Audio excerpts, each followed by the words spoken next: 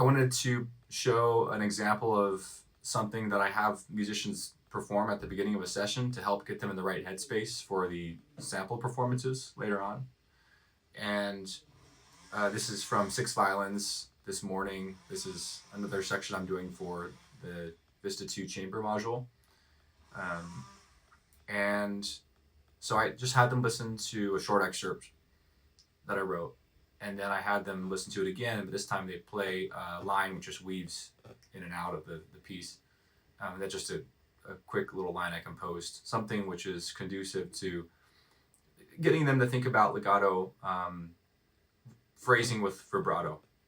So adequately phrasing parts versus just, especially intervals, versus just performing them flatly, which is an omnipresent challenge with sampling strings. And anyway, I'll first play what they heard initially, and then I'll play what they heard plus their part, and then I'll just play their part ultimately.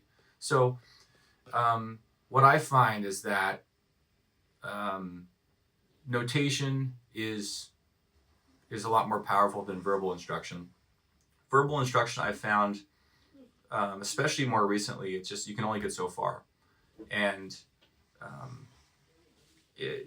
players do tend to rubber band back to their inherent style of playing. So I'm relying more on notation these days with the sympathetic resonance approach and so on, versus just hounding the players, which is not actually productive necessarily.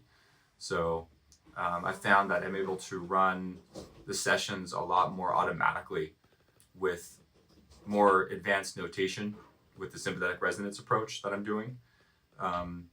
And it kind of just all balances more automatically. It's very interesting. But I'm saying this to kind of make the point that there's so many different facets to get sampling sessions to work properly.